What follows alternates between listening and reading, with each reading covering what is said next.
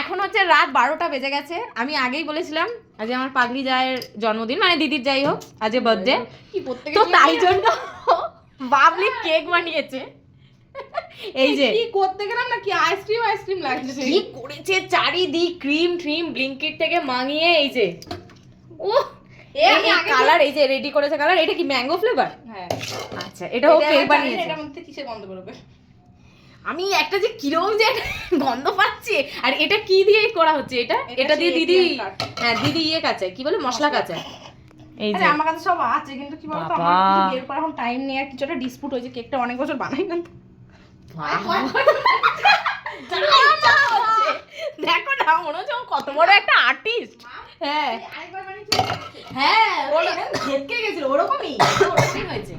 আমি যদি প্রথমটা দেখাতে পারতাম খুব ভালো হতো। মালপোয়া, মানে এরকম হাত দিয়ে ইয়ে করছে, পুরো মালপোয়া লাগছে।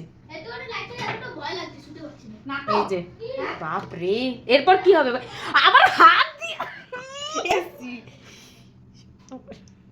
ইস, বাবলি বলছি প্লিজ এসব করিস না, আমি একটুও খাবো না।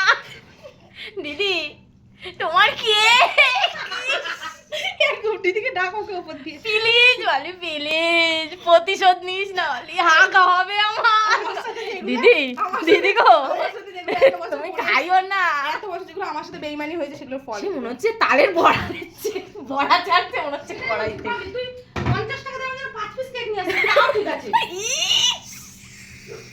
না, আমরা এটা অ্যাপ্রিশিয়েট করছি যে ও একটা মেহনত করেছে, মায়ের বার্থডে বলে কথা। কিন্তু আমরা কি চাইছিলাম বলতো, তুই 5 টাকার বাটি কেক কিনে তুই এরকম যদি ওই আগে ছোটবেলায় করতিস না, বাতাসা বলতে যাচ্ছিলাম, ওই জেমস ফেমস দিয়ে ক্যান্ডেল একটা ধরিয়ে দিতিস, আমরা ওতে বেশি আর কি খুশি হতাম। কিন্তু এই যে একটা মেসি করে দিলি চারিদিকে, কিরকম পয়সা, গামলা ফামলা, বাসন মাজা, জল মল। বলছি তুমি সব ঠিক আছে, কিরম পয়সা ঠিক আছে, কিন্তু তুমি এটা বুঝতে পারছো, এটা তোমাকে এখন রাত 12:30 খেতে হবে।